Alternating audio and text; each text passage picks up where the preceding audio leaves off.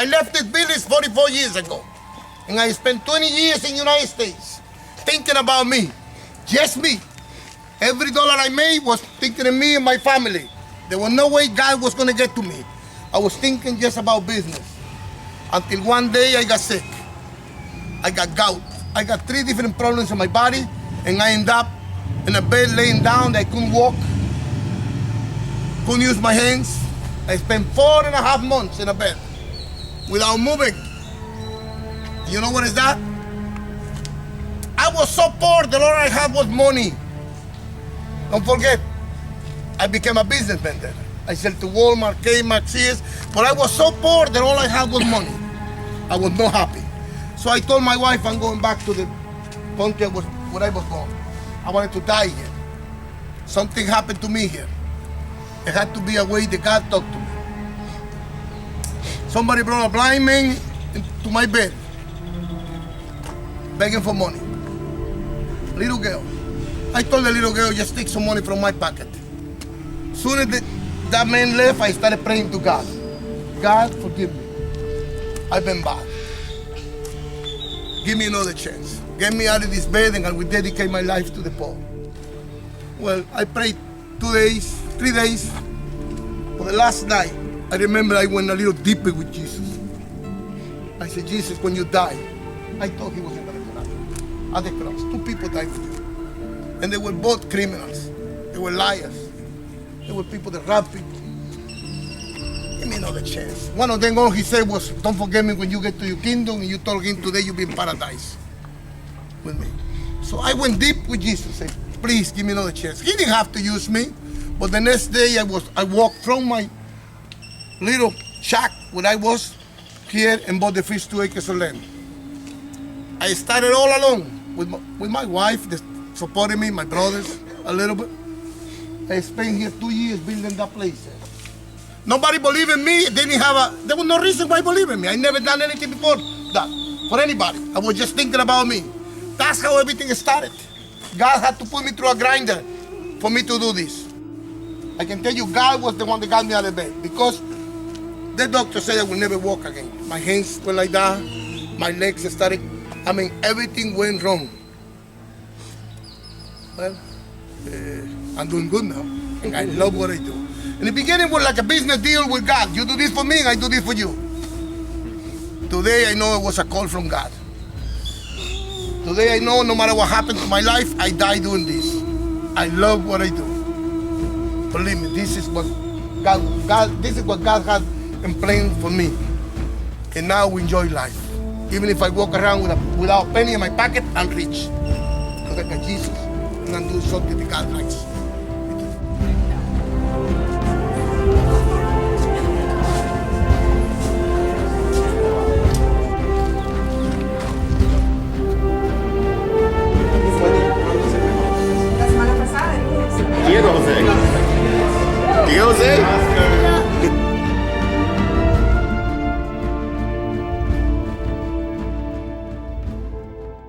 Let me tell you a little bit about Hope of Life. It's 3,000 acres of land. We started 24 years ago. 24 years ago we started doing this.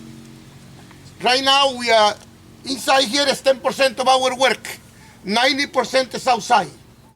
We are preaching a practical gospel. We tell people that we love them, but we show them that we love them. We tell a mother with 5 kids that we love her, and she doesn't have a house, so we build her a house. That's the way it works with me.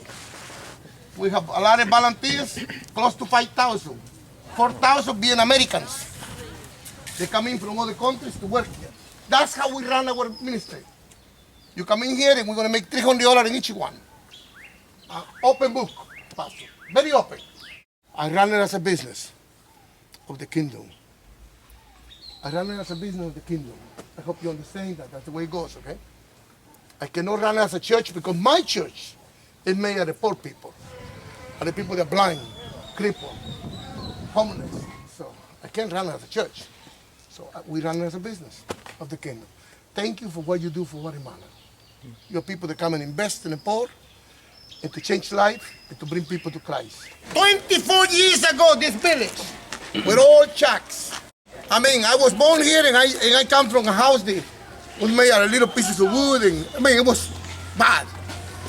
When we came back 25 years ago to work over here, one of the first things I started to do was train people to make it in life, to reach the mountains, to think about goals, not just dream, become a dream maker.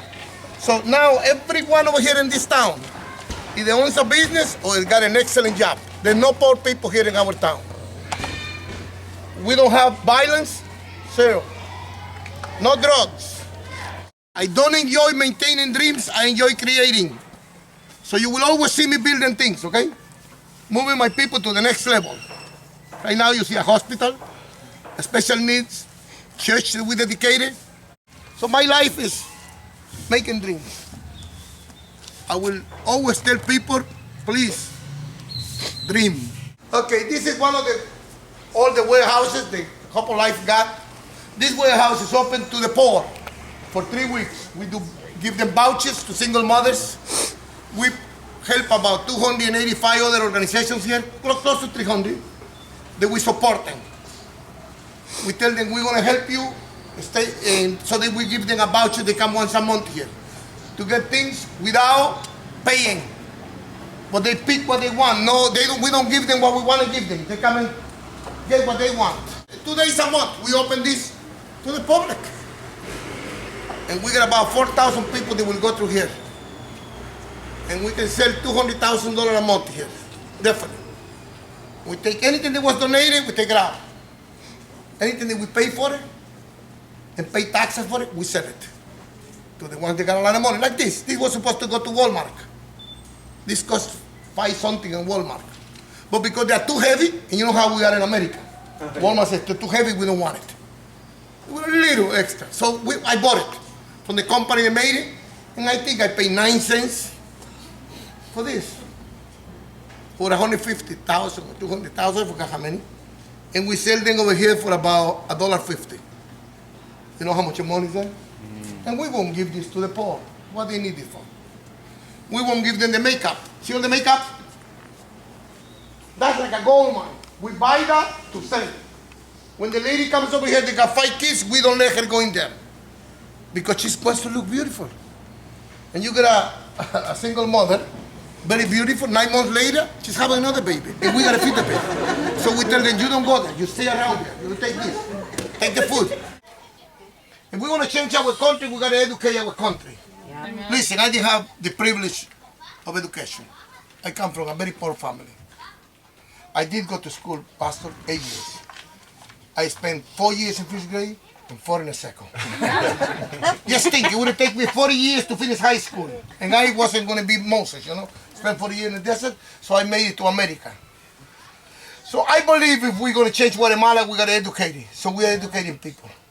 From here, we have few people that became businessmen, businesswomen, and that's why we have a school. God talked to me through the need. My kids used to go to a regular school from upstairs. Our kids, Couple Life. And they always used to spell my kids. A lot of fights. Because they'd be there taking a lesson, and one of the kids would say, oh, you don't have a father, you don't have a mother, come on. And the fight would start. And we always teach our kids, you're going to fight, fight to win. Or don't fight at all. Definitely. And my kids used to beat everybody up in the town.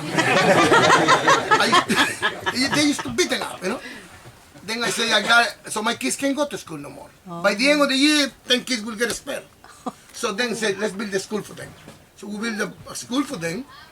And then the school started getting a good name, and they wanted to come up. Yeah. The ones from downstairs. Oh, yeah. The rich one. People used to say, now you're going to pay good. Yeah. So I changed a lot of money. We got 500 students, 250 pay, 250 don't pay. The poor don't pay here. From outside, our kids. And now the ones downstairs are dying to get here. Yeah. And they ain't going to say you don't have a father or a mother because they're going to get beat up over here. By the end of the week, it's going to be 500 kids here. 250 in the morning, 250 in the afternoon. Our kids, they start in the morning praying outside. The lines, big lines. And they're being inspected. They're going to go buy city uniform. If the uniform is dirty, you go into the office. Your mom is going to have to come over here and do something. Our discipline is very strict. We give them a month. The first month is kind of like soft, until, like boot camp, until they get to be good. If they're not good, we don't want them here. In reality, it looks bad the way I'm talking. Okay, but that's the way it is. If I get a kid that's going to start painting the walls, after a month, believe me, he ain't going to be around. We have a lot of professionals to graduate from here. We start from kindergarten, high school, and 3 years of college, pre-college we call it. Wow. The best 25, we send it to different universities. Guatemala, Taiwan, United States, Europe. Wow. We send people. We give them a scholarship. When they come to a school, you're going to hear about God, about Jesus. I mean, in school, we're going to learn how to live in earth. But then 45 minutes, they're the one that's going to take us to heaven. 45 minutes, we're going to teach them how can we make it to heaven. And that's very important for us, okay? This is going to be one of the best hospitals from the capital, the city, to the ocean.